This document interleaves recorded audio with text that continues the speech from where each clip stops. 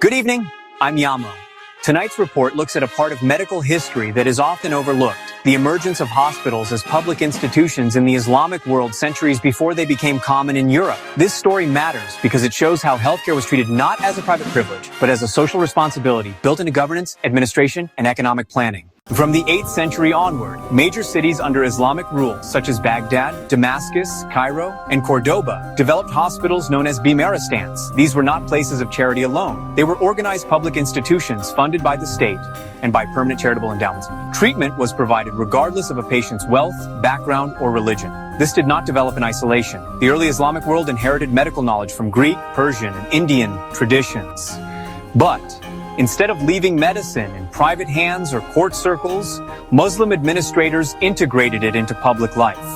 Rapid urbanization, expanding trade networks, and frequent movement of people made public health a practical necessity, not an abstract ideal. The system worked through structured funding and regulation. Hospitals were supported by Waqf endowments, which legally locked assets into public service. This created stable funding that did not depend on rulers' moods or short-term politics. Hospitals employed salaried physicians, pharmacists, nurses, and attendants. Medicines were prepared on site and distributed without charge. Medical practice itself was regulated. Physicians were required to pass examinations and obtain licenses before treating patients. Hospitals maintained patient records and separated wards by illness, improving care and reducing contagion. Teaching hospitals trained new doctors through supervised practice, creating a continuous professional pipeline.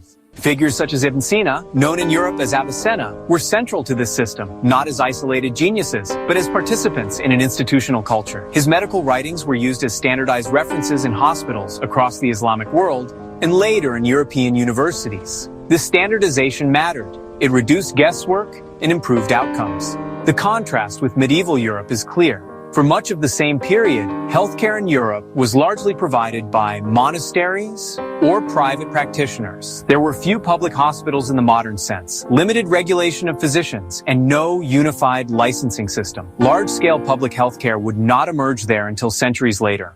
The impact of Islamic medical systems extended beyond their own societies. Medical texts, hospital models, and clinical practices moved into Europe through translation centers in places like Toledo and Sicily. European medical education was shaped by these works well into the early modern period. Why does this matter today? Because it shows that public healthcare is not a modern invention, nor is it incompatible with economic stability. The Islamic hospital model demonstrates that societies can invest in population health as infrastructure, much like roads or water systems. Healthier populations supported trade, productivity, and urban growth. It also reframes how medical progress is understood. Advances did not come only from discoveries, but from systems that made care accessible, regulated, and continuous. When healthcare was treated as a public duty, outcomes improved across society. This history is often missing from popular narratives. Where medieval medicine is portrayed as universally primitive or stagnant, the record shows a more complex reality.